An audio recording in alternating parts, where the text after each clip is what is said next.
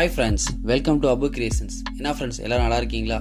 இன்றைக்கி நம்ம வீடியோவில் என்ன பார்க்க போகிறோம் அப்படின்னா, ஃபீலிங்ஸ் ஆஃப் இந்தியாவுடைய எபிசோட் 5. இது வரைக்கும் 4 எபிசோட் போட்டிருக்கோம். யாராவது பார்க்காதவங்க இருந்தீங்கன்னா அந்த 4 எபிசோடையும் பார்த்துட்டு அதுக்கப்புறம் வாங்க.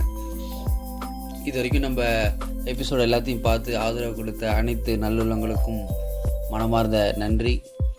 ஓகே ஃப்ரெண்ட்ஸ், நம்ம சேனலை யாரெல்லாம் சப்ஸ்கிரைப் பண்ணாமல் பார்க்குறீங்களோ கொஞ்சம் சப்ஸ்கிரைப் பண்ணிவிட்டு பாருங்கள். யாரெல்லாம் நம்ம வீடியோவை தொடர்ச்சியாக பார்க்குறீங்களோ, யாருக்கெல்லாம் இந்த வீடியோ உங்களுக்கு ரொம்ப பிடிச்சிருக்கோ உங்கள் ஃப்ரெண்ட்ஸ் யாருக்காச்சும் அனுப்பிவிடுங்க, அவங்களும் பார்த்து பயனடையட்டும். ஓகே ஃப்ரெண்ட்ஸ், நம்ம வீடியோக்குள்ளே போகலாமா? இந்த வாரம் என்ன டாபிக் பார்க்க போகிறோம் அப்படின்னா, பாராட்டு, சுதந்திரம், இதை பற்றிலாம் பார்க்க போகிறோம். ஓகே ஃப்ரெண்ட்ஸ், வாங்க வீடியோக்குள்ளே போகலாம். பாராட்டு, அப்ரிசியேஷன். பாராட்டுக்கு மகிழ்ச்சி அடையாத மனிதர்களே உலகத்தில் கிடையாது. நீங்கள் ஒருவரை சந்தோஷப்படுத்த அல்லது மகிழ்ச்சி அடைக்க வேண்டுமென்றால் அவரை நீங்கள் பாராட்டினால் போதும். கோடி ரூபாய் கொடுத்தாலும் கிடைக்காத ஒரு மகிழ்ச்சி பாராட்டும் பொழுது கிடைக்கும். பொதுவாக நாம் இந்த பாராட்டும் விஷயத்தை செய்வதே கிடையாது. யாரிடமாவது ஏதாவது தேவைப்பட்டால் அவர்களை தன்வசம் இழுக்கும் நோக்கத்தோடு வேண்டுமென்றே காரியத்திற்காக பாராட்டுகிறோம். அப்படி செய்யக்கூடாது. யாராக இருந்தாலும், எந்த காரியம் செய்தாலும், அவர் எப்பேற்பட்ட ஆளாக இருந்தாலும் அவரை பாராட்ட வேண்டும். பாரபட்சம் பார்க்காமல் பாராட்ட வேண்டும். எந்த ஒரு எதிர்பார்ப்பும் இல்லாமல் பாராட்ட வேண்டும். எப்பொழுது உணவு அருந்தினாலும் நன்றாக இருந்தால் உடனே உணவு சமைத்த மற்றும் பரிமாறிய நபர்களுக்கு மனதார பாராட்ட வேண்டும். யார் நமக்கு உதவி செய்தாலும் உடனடியாக அவர்களை நாம் நன்றி சொல்லி பாராட்ட வேண்டும். யாராக இருந்தாலும் ஒரு காரியம் சிறப்பாக செய்தால் இது மிகவும் நன்றாக இருக்கிறது, அருமையாக நீங்கள் செய்கிறீர்கள், வாழ்த்துக்கள் என்று பாராட்ட வேண்டும். உங்களது டிரைவர் வாகனத்தை நல்லபடியாக ஓட்டினால் அவரை பாராட்ட வேண்டும். மனைவி, கணவர், அம்மா, அப்பா, உறவினர்கள், மகன், மகள், பார்ட்னர், நண்பர்கள், பக்கத்து வீட்டார், மூன்றாவது மனிதர்கள், முதலாளி, வேலைக்காரர்கள், ரோட்டில் செல்பவர்கள், இப்படி யாராக இருந்தாலும் பாராட்டுக்குரிய விஷயம் செய்யும் பொழுது கொஞ்சம் கூட யோசிக்காமல் அடுத்த வினாடி அவர்களை பாராட்ட வேண்டும். இப்படி நாம் தொடர்ந்து செய்து கொண்டிருந்தால் நம்மை சுற்றி பாசிட்டிவ் வைப்ரேஷன் மட்டுமே இருக்கும். நம்மை எல்லோருக்கும் பிடிக்கும். மற்றவர்களால் நமக்கு துன்பம் வராது. பலரும் மனதிற்குள் பாராட்டுகிறீர்கள், வெளியே சொல்வதில்லை. இனிமே அப்படி மனதிற்குள் மட்டும் பாராட்டாமல் வெளியேவும் சொல்லுங்கள். சொன்னால்தான் அவர்களுக்கும் தெரியும். பொறாமை பிடித்தவர்கள் பாராட்ட மாட்டார்கள். கெட்ட எண்ணம் உள்ளவர்கள் பாராட்ட மாட்டார்கள். வைத்தெரிச்சல் பிடித்தவர்கள் பாராட்ட மாட்டார்கள். விளையாட்டில் நமக்கு எதிராக விளையாடும் நபர் திறமையாக ஜெயித்தால் கூட அவரை பாராட்ட வேண்டும்.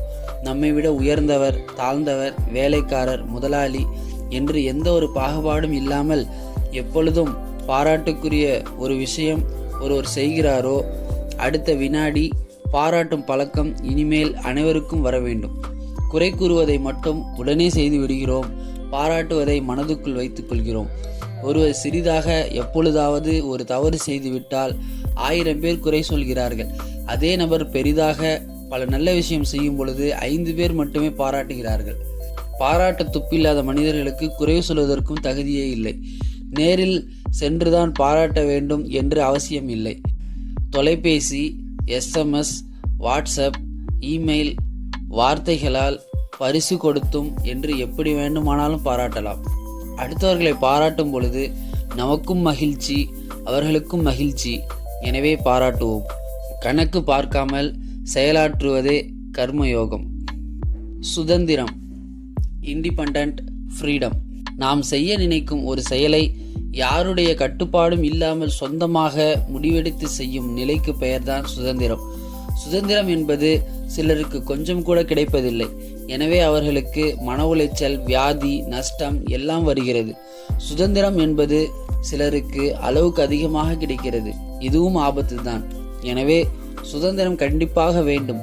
ஆனால் அது ஒரு கட்டுப்பாட்டுக்குள் இருக்க வேண்டும். இது தெளிவாக புரிந்து கொண்டு வாழ்ந்தால் குடும்பத்தில் நிம்மதி இருக்கும், மகிழ்ச்சி இருக்கும்.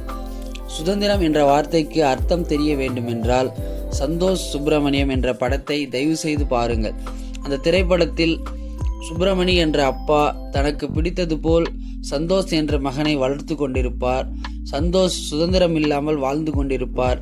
இதனால் வரும் மன உளைச்சல், பிரச்சனைகள் சம்பந்தமாக இந்த படம் விரிவாக விளக்கமாக எடுக்கப்பட்டுள்ளது. சந்தோஷ் சுப்பிரமணியம் படத்தில் வரும் அப்பா சுப்பிரமணி போல பல வீடுகளில் கணவர், மனைவி, அப்பா, அம்மா, தாத்தா, பாட்டி, மாமியார் என்று பலர் இருக்கிறார்கள். ஒரே ஒரு சுப்பிரமணி போதும் குடும்பத்தில் உள்ள அனைவரின் நிம்மதியை கெடுப்பதற்கு. எனவே தயவு செய்து சந்தோஷ் சுப்பிரமணியம் என்ற படத்தை அனைவரும் திரும்ப திரும்ப பார்த்து, ஒருவேளை நீங்கள் சுப்பிரமணி போல மற்றவர்களின் சுதந்திரத்தை கெடுத்து கொண்டிருந்தால் தயவு செய்து நிறுத்துங்கள். அல்லது சந்தோஷ் போல சுதந்திரம் இல்லாமல் வாழ்ந்து கொண்டிருந்தால் தயவு செய்து அதிலிருந்து வெளியே வந்து சுதந்திரமாக வாழ்வதற்கு கற்றுக்கொள்ளுங்கள். சுதந்திரமாக வாழும் பொழுதுதான் உடம்பில் ஆரோக்கியம் கிடைக்கிறது, செல்கள் புதிதாக மாறுகிறது, செல்கள் தன்னைத்தானே குணப்படுத்துகிறது, மனம் நிம்மதியாக இருக்கிறது, நமக்கு சக்தி கிடைக்கிறது, பிரபஞ்ச ஆற்றல் கிடைக்கின்றது, மகிழ்ச்சி, ஆனந்தம், சந்தோஷம் எல்லாமே கிடைக்கிறது. குறிப்பாக நிம்மதியாக தூக்கம் வருகிறது.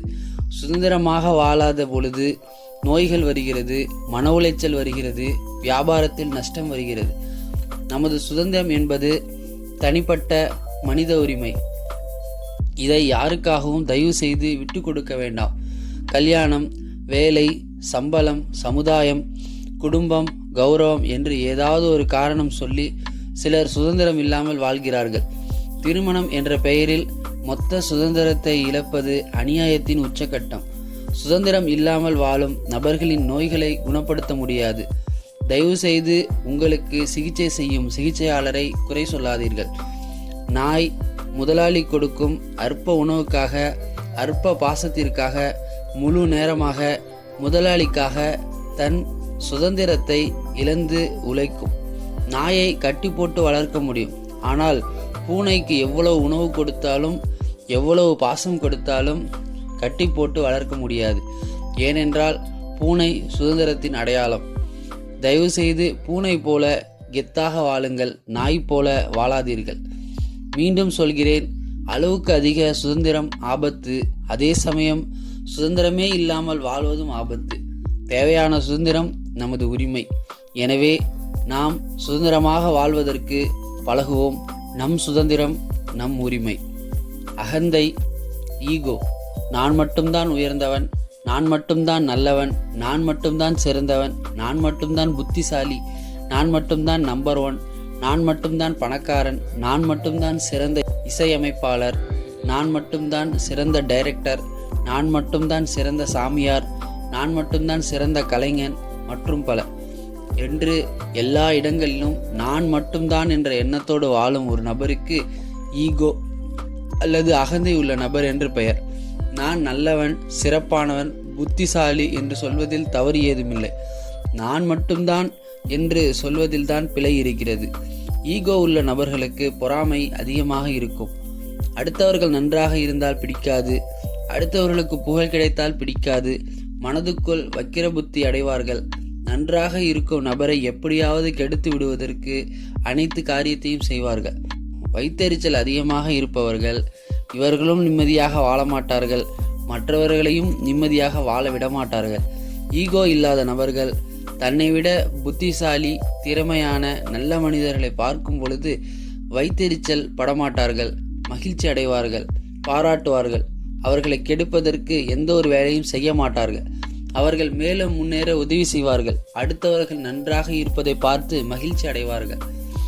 அட்லீஸ்ட் உதவி செய்யவில்லை என்றாலும் உபத்திரம் செய்யாமல் இருப்பார்கள். இதற்கு பெயர் மகிழ்வித்து மகிழ். அகந்தை என்ற ஈகோதான் குடும்பத்தில் உள்ள பல பிரச்சனைகளுக்கு காரணம்.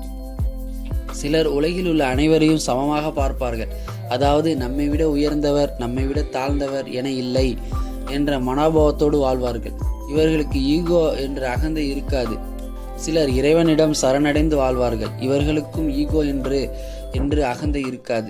நம்மை விட உயர்ந்தவர்கள் அல்லது தாழ்ந்தவர்கள் என்று இரு பிரிவுகளாக மற்றவர்களை பிரிக்கும் நபர்களுக்கு மட்டுமே ஈகோ என்ற அகந்தை அதிகமாக இருக்கும். ஈகோ என்ற அகந்தை உள்ள மனிதர்கள் தன்னை விட உயர்ந்த என்று இவர்கள் நினைக்கும் மனிதர்கள் என்ன சொன்னாலும் கண்மூடித்தனமாக கேட்பார்கள். அதே சமயம் தன்னை விட தாழ்ந்தவர் என்று இவர்கள் நினைக்கும் மனிதர்கள் என்ன சொன்னாலும் காதில் கூட கேட்க மாட்டார்கள். இதற்கு பெயர்தான் ஈகோ என்ற அகந்தை. எனவே தயவு செய்து நம்மை விட உயர்ந்தவர்களும் இல்லை, நம்மை விட தாழ்ந்தவர்களும் இல்லை. என்ற உண்மையை புரிந்து கொண்டு வாழுங்கள். மேலும் இறைவனிடம் சரணடையுங்கள். இந்த 2 விஷயத்தையும் நீங்கள் செய்துவிட்டால் உங்களுக்கு ஈகோ என்ற அகந்தை இருக்கவே இருக்காது. தியாகராஜ பாகவதர், இளையராஜா, வடிவேல் ஆகியோர் மிகச்சிறந்த கலைஞர்கள், எனக்கு மிகவும் பிடிக்கும். ஆனால் ஈகோ என்ற அகந்தையால் தன் புகழை தானே கெடுத்து கொண்டவர்கள். உங்களுக்கு புரிய வேண்டும் என்பதற்காக சிலரின் பெயரை பயன்படுத்தி இருக்கிறேன். அதற்காக அனைவரும் என்னை தயவு செய்து மன்னிக்கவும். நாம் போகும் பொழுது எதையும் கட்டி கொண்டு போக முடியாது என்பதை புரிந்தால் ஈகோ வராது. மனதில் அன்பு இருந்தால் ஈகோ வராது. ஈகோ என்ற அகந்தை இல்லாத மனிதனே சிறந்த மனிதன். நம் வாழ்க்கை நம் கையில். என்ன ஃப்ரெண்ட்ஸ், வீடியோ இதோட போதுன்னு நினைக்கிறேன். அடுத்த வாரம் இதுக்கப்புறம் என்னென்ன டாபிக்லாம் பார்க்க போகிறோன்னா, எதிர்பார்ப்பு, மனிதாபிமானம், மனிதநேயம், இந்த மாதிரி நிறைய டாபிக்லாம் பார்க்க போகிறோம் ஃப்ரெண்ட்ஸ். ஓகே ஃப்ரெண்ட்ஸ், மறக்காமல் நம்ம சேனலை சப்ஸ்கிரைப் பண்ணிவிடுங்க. இந்த வீடியோவை உங்கள் ஃப்ரெண்ட்ஸ் எல்லாத்துக்கும் ஷேர் பண்ணுங்கள். மறக்காமல் இந்த வீடியோவுக்கு ஒரு லைக் கொடுங்க friends. Thank you friends. Thanks for your support. வாழ்க வளமுடன்.